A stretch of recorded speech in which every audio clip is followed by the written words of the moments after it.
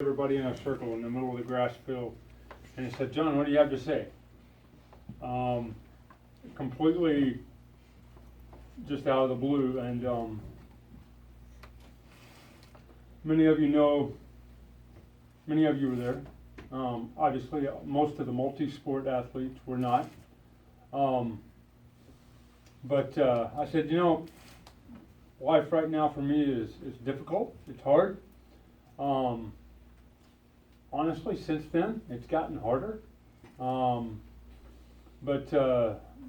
again, I think it was you that said, "Well, how are you feeling? How's your health, or whatever?" And I said, I have three goals right now in my life.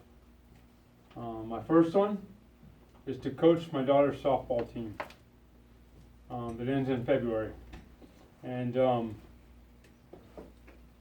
was able to do that. We finished the season. Most wins her team's ever had at her school, and had the most special moment I've probably ever had with my 14-year-old in her last game pitching with me coaching her. And things were going south in a hurry, falling apart. It was obvious this was going to be our last game because we were in a situation where if we won, we kept playing. And it just became really obvious that it was kind of the end of it. And I got to walk out to the mound like every good coach, I guess. And this is the compassion of Coach John. I grabbed her by the face mask and I pulled her to me. And I said, "Amelia, do you know how much your dad loves you?" And she said, "Yeah, I do." And I said, "Coaching you the last 5 years has been one of the greatest joys of my life. And this season's over, and I'll never coach her again. Number one, because she's at a level that is above my coaching ability. And number two, because I'm not supposed to be here. I mean, you guys know my story. I'm 28 months into a 16-month. Had 16 months to live. I'm 28 months in. There you go. Don't ever let anybody tell you can't. But anyway, goal one was to do that. Again, it yielded one of the best moments I've had with my daughter. Number two on that list was to finish this season with you guys. It was important to me.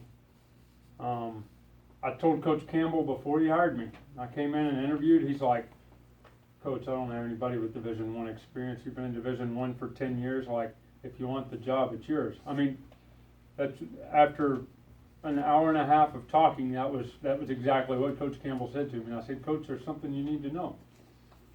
I said, "I've been given 16 months to live, and I've got a tumor in my stomach that's made out of cancer, and I'm going through treatments, and I'm going through chemo, and I'm going through, I don't really know what life has to hold." And I said, I know all the legal jargon, and I said, "I know that legally that can't keep you from hiring me, but I'm giving you permission to do what's best for this program. And if that means not hiring me, don't hire me." And he and I talked again for the next 2 days, and he said, "Coach, if you can be here, we want you here." And again, in October, my goal was, I want to finish the season with you guys. And here we are. And I love you guys. I will tell you that being a part of this team has been part of my motivation to live. Okay? Now, there's a lot more to it than that. Okay? I don't want you guys to get too big of a head. But it's been a big part of my life. And it's something that's important to me. And to see the fact that a year ago we were in sixth? 6 out of 7 in both. Okay, 6 out of 7. And to see that a year later, the potential we have over the next 3 days just lights me up, man. And we can be excited, and we can, as Coach said, if anybody in this room thinks the score is going to be 300 to 137, you've lost your freaking mind. Okay? It's not going to happen that way. One guy no heights, you know what? There's a 20-point swing. Because he loses his 10, somebody else gets those 10. It can be a 20-point swing that fast. Okay? So we'll talk more about just preparation, and you say, well, if I was going to get second anyway, wouldn't that just be a 12-point swing? I'm telling you, these meets are crazy. You know, one guy steps on the line 4 times because some old guy wanted to raise his flag. That made him feel important. Why we're doing this? We want to cover the details. But thanks for letting me be a part of this team, and thanks for letting me share with you guys. I know sometimes it's like, oh boy, here comes Coach again. Dang, pastors talk forever. It's been a joy. It's been a lot of fun, and I'm excited to see the culmination of that. And just so you know, my third goal had to do with my church and getting people in to help me with my church. I interviewed a guy 2 weeks ago that he and his wife think they're coming. So 3 goals accomplished. I gotta get some more. Now I have some others with my family as well. But those were the 3 goals that I shared with you guys in October that I felt like were important to me.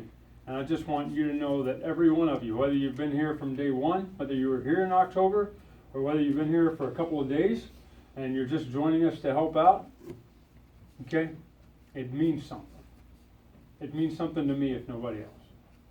And so I want you guys to know that.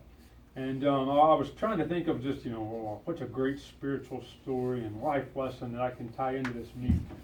In Luke chapter 5, of course I've got one, I'm a pastor.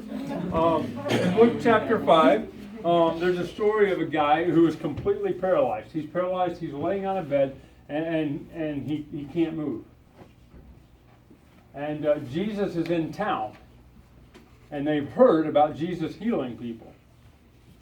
And so the crowds around Jesus are such that Jesus went to a house to teach. And when he went to that house,